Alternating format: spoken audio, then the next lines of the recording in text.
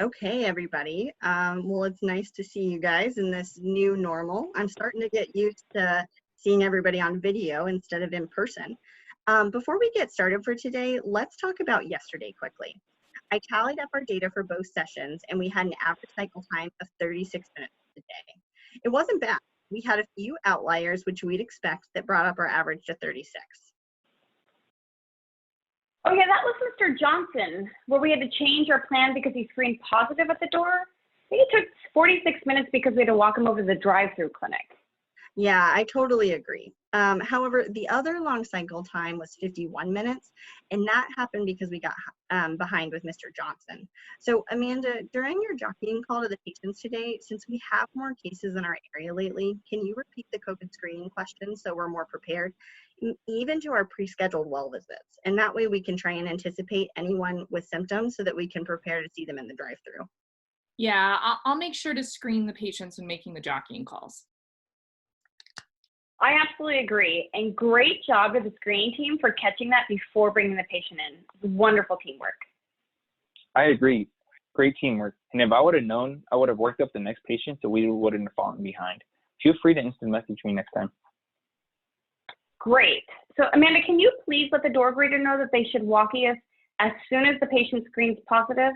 Let's be prepared to flip that visit to telehealth or maybe even send them to the drive-through clinic. Also, can you please remind the patients to call us from the parking lot when they arrive? Yeah, no, I can do that.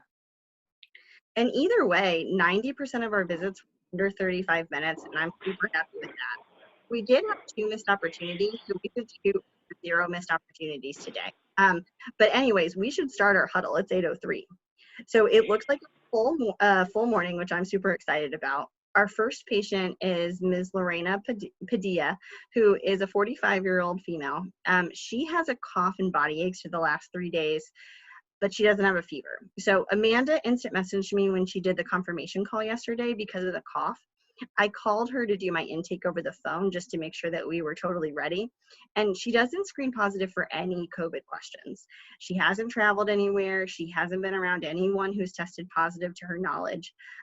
We are going to see her via telehealth, but if you think she needs a COVID-19 test, I already messaged the drive-through clinic team to let them know that she may need to get tested. Yeah, she stated she had a cough when I spoke to her during pre-registration, but she's been taking her temperature and it's normal every time. So, and she doesn't have any other symptoms on the list. Okay, great. Thank you. Is she coming into the clinic to do telehealth or is she doing it from home? She's coming into the clinic. Adrian, do you want to share our plan? Yeah, so she's going to come into the clinic because she doesn't have a computer at home, but she's going to stay in her car, and I'm going to take her the tablet in full PPE. Actually, Adrian, why don't we ask the screener to take her the tablet and take her temperature? It'll save on PPE. Yeah, that's a great idea. Great planning, team. Okay, who's next? So next up is Eunice Wu. She's a 28-year-old female. She's having a telehealth visit from home because she hurt her arm 3 days ago. She's also a little bit overweight and has prediabetes. I know ideally we'd love to do labs on her since it's been over a year, but I don't know if you want her to come in for labs right now. Okay, that's helpful. My guess is if her arm still hurts, we might need an x-ray. If so, have her come in for the x-ray and we can draw her labs then. But if she doesn't need the x-ray, I don't think it's worth having her come in. So Adrian, can we quick start the visit and have you stay with me? Because if she needs the x-ray, I can quickly place the order for both of those, both the x-ray and the labs, and then you can work on having her come in to get those done. Is that okay? Absolutely, that sounds great. And if you decide not to do the labs in person right now, I can set myself a reminder to check back in on her in a month or so. You know, I would love to get a telehealth visit with her and talk about nutrition and fitness. That would be great. Adrian, can you make sure that after quick start, you do a warm handoff to Gabriel? Absolutely. So the next patient is Mr. Sar. He's a 61-year-old male. He's been having a lot of back pain, especially for the last 2 weeks. He did recently get laid off from his job, and so we definitely want to do a depression screening on him. He's normally prescribed narcotics, but we obviously can't refill those over telehealth. I was thinking we would connect him with behavioral health if he screens positive for depression. Yeah, that's a really good plan. Adrian, I'm going to ask you to manage getting him connected to behavioral health. And I still want to talk to him, though, since my guess is that he'll be upset that he won't get narcotics today because of the telehealth visit. So I'll talk to him about his options, because I think if he does need them, and in that case, we'll just need a different plan with a provider that's in the clinic right now. Hey, Harpreet, even if he screens negative on his depression screening, I'm happy to connect with him since I know it's been a stressful time for people. I'm also happy to quick start the visit with you if you'd like. For sure. I'll be sure to instant message you whenever Harpreet is finished seeing. Just note, Adrian, sorry, I know Brizia has several appointments this morning. If you can't get him in right away, let me know, and I can jockey her schedule and get him in this afternoon. Great, that would be super helpful. So our next patient is Perla Medina. She's coming in for her 6-week postpartum. We need to do her depression screening and talk about lactation. Her baby did the newborn visit, but Perla had a couple of questions about the baby while she's here.